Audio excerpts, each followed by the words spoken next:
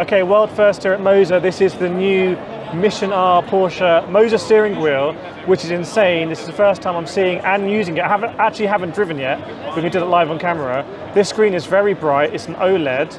I was messing around and I can see that it's a touch screen as well. It'll be all of that in the Moza Pit House app. Backlit buttons here, 2 encoders on the side, rotaries, shifters, clutch as well, buttons on the back, buttons on the front. So let's have a look how it's going to be. On the R25, now this is a wide wheel. I'm used to using the Lamborghini Moza Ascenza, that's also a wide wheel. Remember, the Ascenza doesn't have magnetic shifters. Some people like that, some people don't. I went to Jerez, I went with Lamborghini to compare it with the actual Lamborghini Ascenza car, and it seems to be like pretty much the same, which is crazy. But this is a wide wheel. That's my first impression, is practically it's wide. So you're thinking something like KS. This must be wider than the KS actually. So if you like those wide wheels, you like it. If you don't, then you probably won't. I mean, an FSR is much narrower than this. Personally, I like wide wheels like the KS wheel. In fact, I prefer the KS wheel over the FSR. That does mean if you're running a higher wheel rotation, you're going to have to really wind it.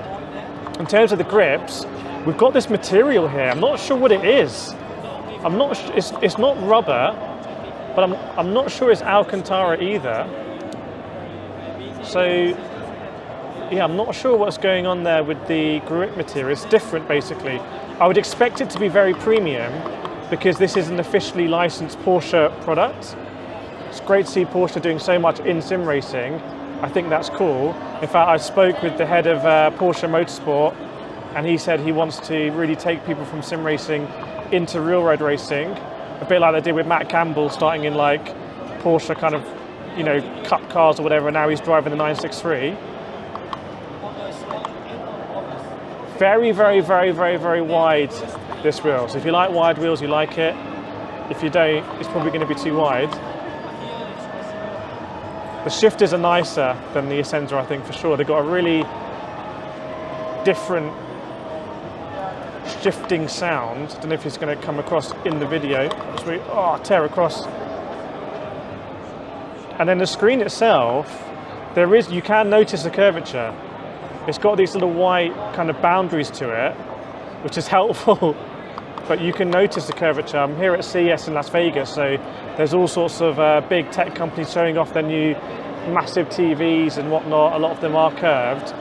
But look at the colors here. It's an OLED. I think this is something that's going to look better in real life than it does on screen, probably. I'm not sure this is being connected fully in Moza Pit House, but this screen looks like it's working. I think the DDE maybe. We've got the rev bar going. I would bind these ones to look left and look right myself.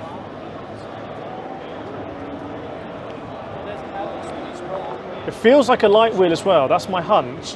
Is that it's a light wheel. The Ascenza is definitely a heavy wheel. So when you combine a light, wide wheel like this on an R25, that's quite an interesting proposition. I feel more precise when I have a wider rim, to be honest, than if I'm using something narrower. And already, even though I'm at a convention in Las Vegas, you can see I want to kind of like hunt down this ghost. But we're going to do a little bit of a track cut there. And another one, I guess. Yeah, interesting one. We've got the new QR as well from Moza that we're seeing on the new rims. Just a little bit of a latch. It's interesting to see some like advancements on the NRG style that we see a lot of brands using. And this is running, I think they said 50% on the R25 as well. So quite a lot of torque coming out. Maybe you can get around the back, Sam, a little bit and see how I'm shifting, and I'll pull on the clutch paddles. They're really small paddles. They're very small paddles, Sam says. So we've seen reels with like very tall paddles. These are not. Feels kind of focused.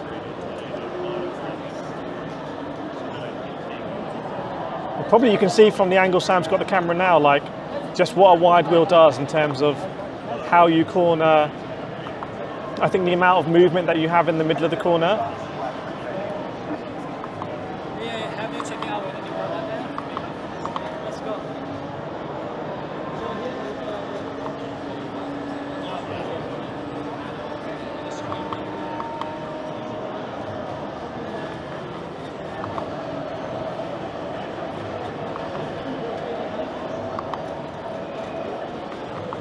It's interesting when you think about Newton meters and what a Newton meter actually is, because the M part, the meter, is part of like the torque calculation. So the wider you have a wheel, I feel like that impacts your kind of like basically the Newton meterage, because you're adding a lever onto it.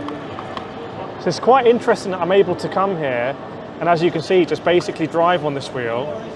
And I think it's because I prefer wider wheels. It's interesting, it's very, very, very basic. Like from a styling perspective, if you take the screen off, there's some gold flashes for sure on these. Oh, these ones here. Sam spotted some buttons I haven't even seen. There's little button. Oh, I've never, ever, ever seen a button like that. Do it with your right hand next. Left hand blocks the camera.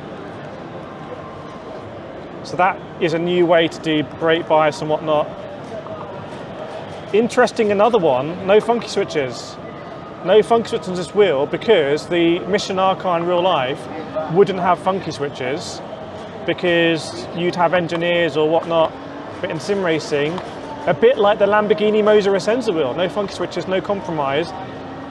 For that ultimate realism, that's a kind of like almost a, what do you call it, a philosophical standpoint on whether you want funky switches or not. But instead you have these kind of up and downs. Maybe they're a bit of a replacement in some way to navigate menu options. But I think a very understated styling in terms of, you've got this like twisted metal, but it's not plastered with logos. It's got a black and white Porsche logo. And then the star of the show is really the screen. It's all about the screenness. And actually, I think this wheel is actually more complicated from the back than it looks from the front. It's very elegant from the front, but around the back, things aren't really, it's not one solid lump of carbon fiber, forged carbon or metal. It's actually, you have this almost like an exoskeleton, and then the screen is like floating a little bit, which is kind of crazy. Yeah, there's a gap there. I feel like they're really, I feel like they're really celebrating the screen, essentially. And then the rest of it, even the grips themselves are very understated. Like, they're not flashy at all, which is quite interesting. I was in the Porsche 911 GT3 the other day, and like it had some kind of like tweed upholstery, and frankly it was very overstated. But here it feels like the wheel is very understated, and that interests me because I wonder if that means they're focusing on performance. I'm quite intrigued by this wheel actually, because it's unusual. It's very, very, very wide. It has a massive screen. It's understated. We've gone for like the realism, no funky switches. But then we've got some other buttons on the front, and we've got the little buttons on the rear here and the front as well. So quite a lot of buttons to push. And we've got the new quick release. So let me know what you think in the comments of this wheel. It's, I think, about $1,200, $1,300. It's literally just come out as I've arrived here. Very interesting. Are you interested in getting it or not? Let me know.